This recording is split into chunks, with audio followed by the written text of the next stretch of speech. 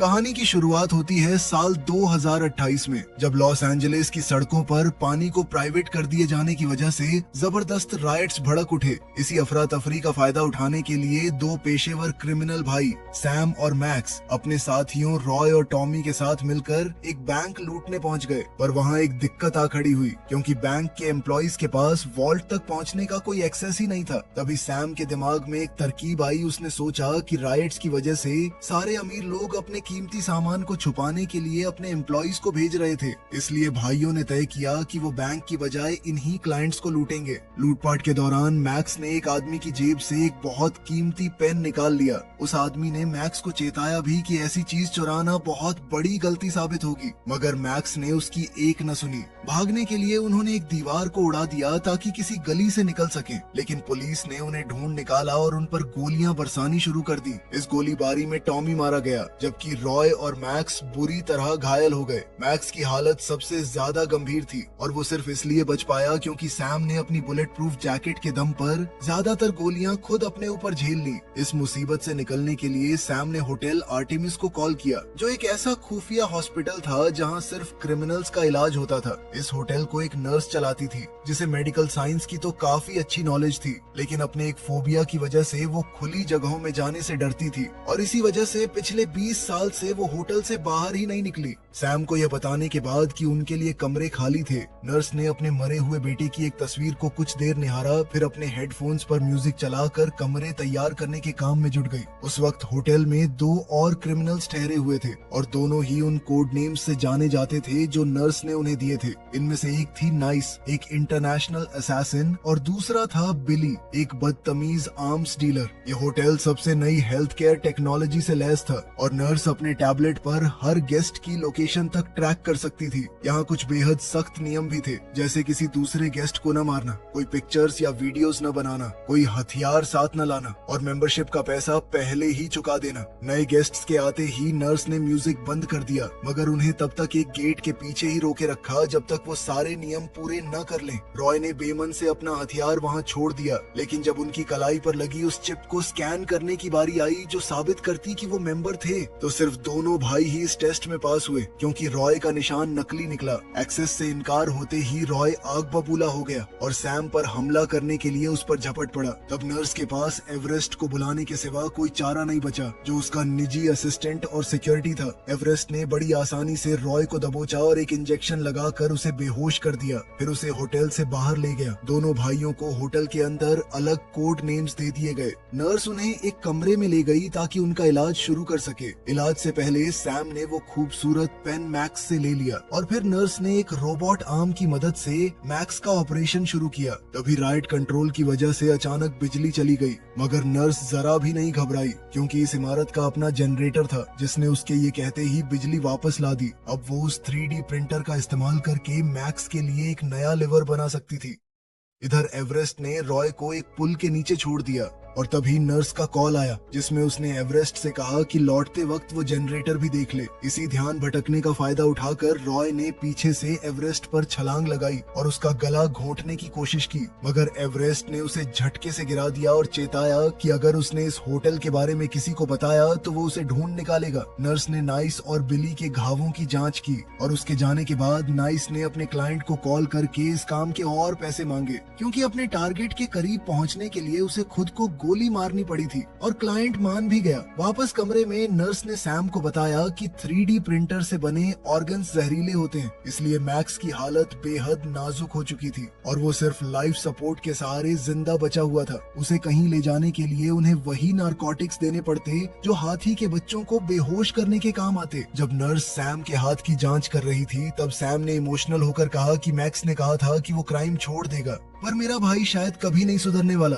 फिर वो कमरे से बाहर निकल गई और एक अनजान आदमी का कॉल उठाया, मगर आदमी के बेहद बदतमीजी से पेश आते ही उसने तुरंत फोन काट दिया, क्योंकि ये भी नियमों के खिलाफ था। उस रहस्यमयी आदमी ने एक बार फिर से कॉल किया, लेकिन दूसरी बार भी यही हुआ और तीसरी बार जाकर नर्स उससे बात करने को तब राजी हुई जब उसने उसका नाम सुना। वो कोई और नहीं, क्रोबी फ्रैंकलिन था, मशहूर क्राइम लॉर्ड और इस होटल के मालिक Orion the wolf king Franklin का बेटा। दरअसल वुल्फ किंग घायल हो चुका था और वो चाहता था कि कोई जल्द से जल्द आकर उसे देखे। नर्स के लिए होटल छोड़कर किसी और जगह पेशेंट्स को देखना नियमों के खिलाफ था, इसलिए क्रोबी बेमन से अपने पिता को होटल लाने पर राजी हो गया। बाहर राइट्स पल पल और भयानक होते जा रहे थे। अब तो ड्रोन्स और मिसाइल्स तक चलने लगे। एवरेस्ट का मानना था कि उन्हें इमारत खाली कर देनी चाहिए, लेकिन नर्स ने उसकी बात नहीं मानी और कहा कि इमारत अभी काफी महफूज है। इसी बीच नाइस रैक रूम में गई और वहाँ उसकी मुलाकात बिली से हुई, जिसने आते ही उस पर लाइन मारनी शुरू कर दी। और जब नाइस को उसकी ये बात पसंद नहीं आई तो वो बुरा मान गया। उनकी ये नोकझोंक तभी सैम के आने से टूट गई, जो वहाँ कॉफी लेने आ पहुंचा। सैम और नाइस ने एक दूसरे को हेलो कहा, जिससे पता चला कि वो दोनों पहले से एक दूसरे को जानते थे। इससे बिली को लगा कि वो दोनों साथ हैं और सैम अपनी गर्लफ्रेंड को बचाने की कोशिश कर रहा था,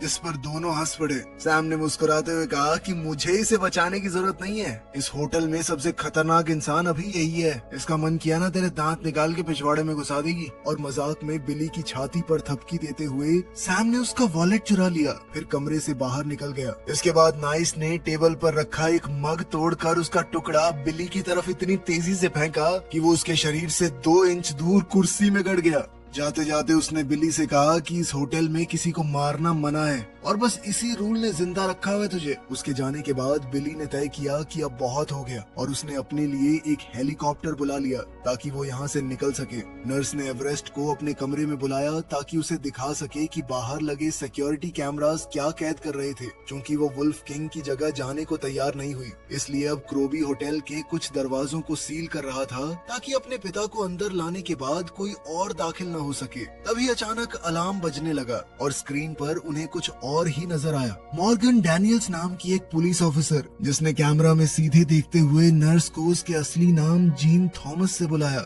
एक ऐसा नाम जो एवरेस्ट तक नहीं जानता था। नर्स उसे पहचानती थी और उसे अंदर लाना चाहती थी, पर एवरेस्ट ने साफ इनकार करते हुए कहा कि किसी कॉप की मदद नियमों के खिलाफ जाएगी और इससे उनके क्लाइंट्स का भरोसा उठ जाएगा। उसी पल एक बार फिर बिजली गुल हो गई, इसलिए एवरेस्ट जनरेटर देखने के लिए निकल गया। उसके जाने पर नर्स ने थोड़ी विस्की पी, फिर अपना मेडिकल बैग और बेटे की तस्वीर उठाई और एक गुप्त रास्ते से चुपके से इमारत के बाहर निकल पड़ी। उसे इस बात की भनक तक नहीं लगी कि सैम ने उसे बाहर जाते हुए देख लिया। अपनी अगोराफोबिया की वजह से बाहर निकलना उसके लिए बेहद मुश्किल था, इसलिए उसने हेडफोन्स लगाए और कुछ थेरेपी रिकॉर्डिंग्स सुनने लगी जो एवरेस्ट ने उसे तोहफे में दी थी।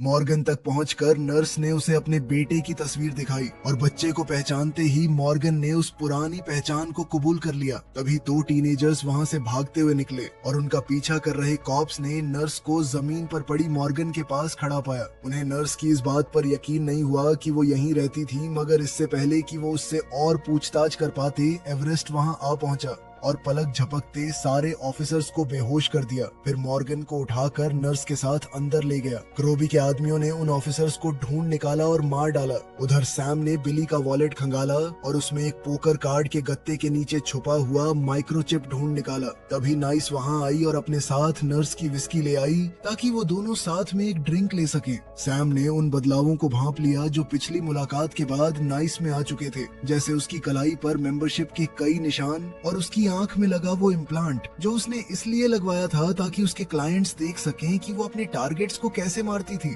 और उसके निशाने पर हमेशा कोई न कोई बड़े लोग होते। इसके बाद सैम ने उसे वो पेन दिखाया जो मैक्स ने चुराया था, जिसे देखकर नाइस बुरी तरह चौंक गई। उसने पेन को बीच से घुमाया और वो अचानक से खुल गया। उसके अंदर 6 खास डायमंड थे और इनमें हर एक डायमंड की कीमत 170 करोड़ है। वो पेन वुल्फ किंग की थी, जो अपने यहाँ से कुछ भी चुराने वाले को मार डालने के लिए बदनाम था। इसलिए नाइस चाहती थी कि सैम जल्द से जल्द यहाँ से निकल जाए, मगर सैम कहीं जाने को राजी नहीं हुआ जब तक उसका भाई अपने पैरों पर चल न सके। और इस फैसले पर बहस के बाद नाइस ने उसे चूमा और अकेला छोड़ दिया, क्योंकि उसे ये पसंद नहीं था कि सैम अपने भाई को ही अपनी प्रायोरिटी रखता, उसी के हिसाब से जिंदगी जीता था। मॉर्गन को अंदर ले जाते हुए एवरेस्ट लगातार नर्स को एक कॉप के लिए सब कुछ दांव पर लगाने के लिए डांटता रहा, तो नर्स ने उसे याद दिलाया कि वो एक बार पहले भी नियम तोड़ चुकी थी जब उसने उसे उसे एक बच्चे के रूप में पाया और अपने साथ रख लिया। ये पक्का करने के बाद कि बिली हॉलवे से जा चुका था, वो दोनों मॉर्गन को नर्स के कमरे में ले गए और नर्स ने अपने बेटे की उन यादों को नजरअंदाज करने की कोशिश करते हुए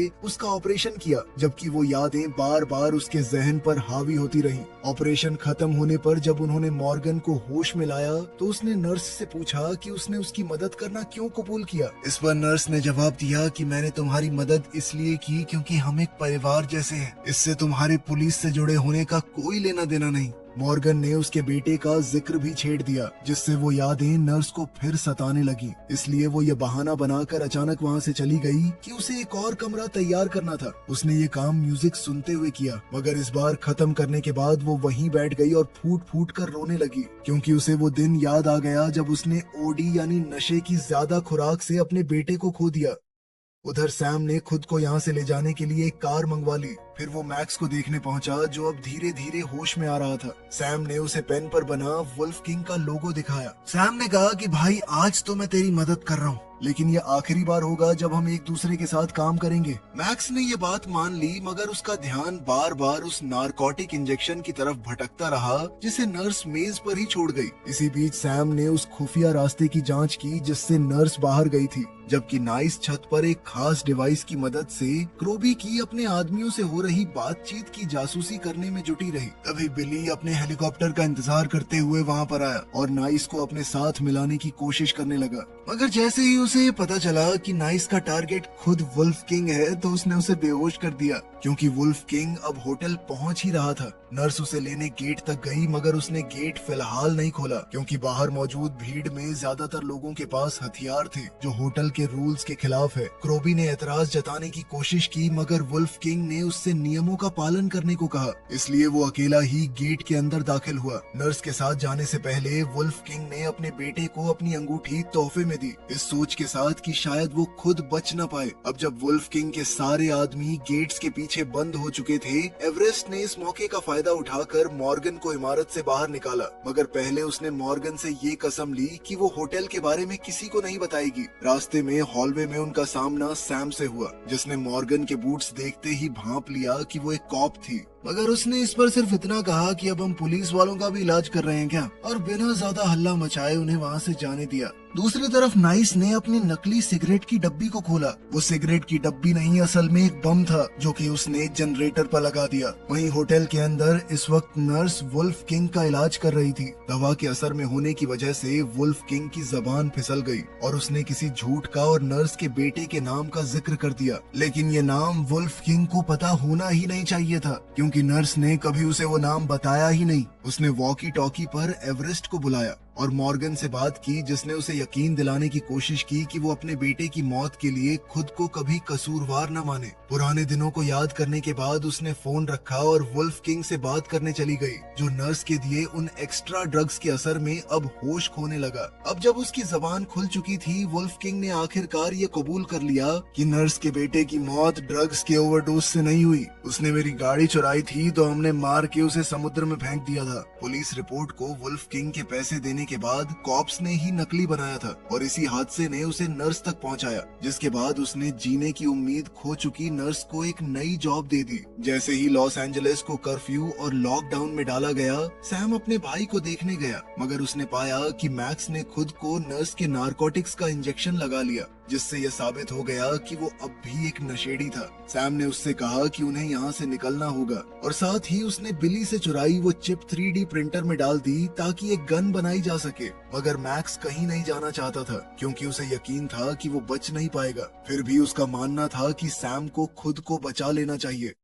मॉर्गन सही सलामत इमारत से बाहर निकल गई। उसी पल नर्स ने वुल्फ किंग को मारने के इरादे से एक स्कैल्पेल उठाया और बिली अपने हेलीकॉप्टर को लेने के लिए जागा, मगर तभी वो बॉम्ब आखिरकार फट पड़ा और सारी बिजली काट दी। धमाके की वजह से हेलीकॉप्टर बिली को बिना लिए ही वहाँ से चला गया और इसी वजह से वो बहुत ज्यादा गुस्से में आ गया। उसने ठान लिया था कि वो नाइस को मार के रहेगा, इसलिए उसने अपने बैग में छुपाई एक 3D प्रिंटर से बनी गन निकाल ली। उधर नर्स अपना बदला भूलकर मैक्स को देखने चली गई, जिसका लाइफ सपोर्ट बंद हो चुका था। इसी मौके का फायदा उठाकर नाइस ने वुल्फ किंग के कमरे में कदम कदम रखा और उसके और पैसों के ऑफर को ठुकराने के बाद उसने उसे मार डाला। उसने ये सब कुछ अपनी आंख में रिकॉर्ड भी कर लिया था। नर्स ने मैक्स को बचाने की लाख कोशिश की मगर कोई फायदा नहीं हुआ। जब उसके टैबलेट ने उसे वुल्फ किंग की मौत की चेतावनी दी और ट्रैकर ने बताया कि नाइस वहीं उसके साथ थी, तो सैम समझ गया कि बॉम्ब उसी ने लगाया था। इसलिए अपने भाई की मौत का इल्जाम उस पर डालते हुए उसने अपनी गन उठाई और उसके पीछे चल पड़ा। उसने नाइस को उसके कमरे में पाया और उसके किए पर उसे जमकर सुनाया, मगर नाइस ने कसम खाई कि उसे ये नहीं पता था कि मैक्स लाइफ सपोर्ट पर था। ये सोचकर कि शायद वो सही कह रही थी, सैम ने अपनी गन नीचे करनी शुरू की, मगर तभी अचानक बिली ने उसे चौंका दिया और दोनों को गोली मार दी। फिर वो अपनी ही बड़ाई में जुट गया। मुझे धमकी दे रहे थे ना तुम दोनों, अब बोलो ना, पड़े हो ना मेरे पैरों में। उसके इसी ध्यान भटकने का फायदा उठाकर सैम ने उस पर हमला बोला। उसने बिली को पकड़कर उसका मुंह 3D प्रिंटर में घुसा दिया। फिर उसने उसे मारने के लिए प्रिंटर चालू कर दिया। क्रोबी को पता चला कि उसके पिता ने उसे जो अंगूठी दी थी वो दरअसल एक बॉम्ब थी, इसलिए उसने उसका इस्तेमाल करके दीवार में एक सुराख कर दिया ताकि वो और उसके आदमी भाग सके। उधर नर्स ने सैम और नाइस को ढूंढ निकाला और नाइस के कुछ स्कैल्पल समेटने के बाद उन्हें उस खुफिया रास्ते की तरफ ले गई। बाहर निकलते वक्त रास्ते में उनका सामना एवरेस्ट से हुआ, जिसने वुल्फ किंग के आदमियों को रोकने के लिए वहीं पीछे रुकने का फैसला किया। नर्स ने उसे होटल की चाबियों का एक गुच्छा दिया और उसे गले लगाया।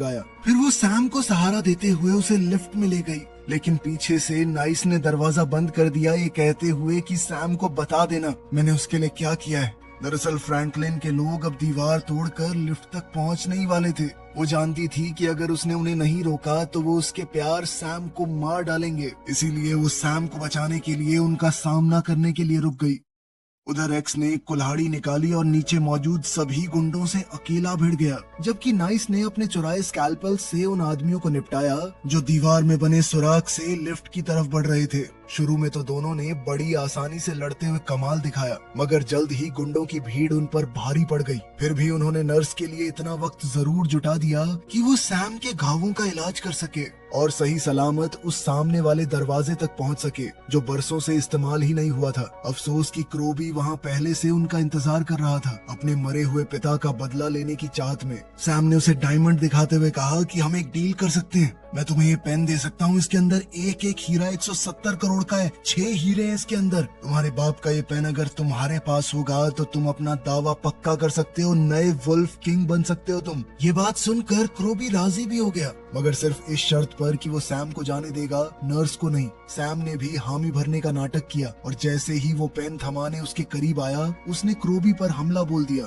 और दोनों में हाथापाई शुरू हो गई। क्योंकि सैम पहले से घायल था तो क्रोबी जल्द ही उस पर भारी पड़ने लगा और उसे धक्का देकर जमीन पर गिरा दिया। तभी नर्स ने मौका पाकर पीछे से उसके पास जाकर हाथियों के लिए बने वो नारकोटिक्स उसमें उतार दिए, जिससे उसका काम तमाम हो गया। पेन दोबारा उठाने के बाद सैम ने नर्स को उसकी घबराहट से बाहर निकलने में मदद की ताकि वो बाहर पहुंच सके, जहां राइट्स अब भी पूरे जोर पर थे। दोनों ने मिलकर वो कार ढूंढ ली जिसे सैम ने पहले बुलाया था, मगर नर्स ने उसके साथ चलने के उसके ऑफर को ठुकरा दिया क्योंकि वो यहीं रहकर घायल लोगों की मदद करना चाहती थी। उसने पूरी जिंदगी यही किया था, यही करके उसे सुकून मिलता था। सैम के पास अपनी जिंदगी में पहली बार कोई प्लान नहीं था, इसलिए नर्स के लास वेगस के एक ऐसे होटल के बारे में बताने के बाद जो उसकी मदद कर सकता था, वो बस अपनी कार लेकर निकल गया। वो वापस होटल वाली सड़क पर लौटी और उसने देखा कि होटल का साइन जगमगा उठा, यानी किसी ने जनरेटर दोबारा चालू कर दिया था। नर्स ने अपने हेडफोन्स लगाए और म्यूजिक चलाते हुए उन राइड्स की तरफ कदम बढ़ाए,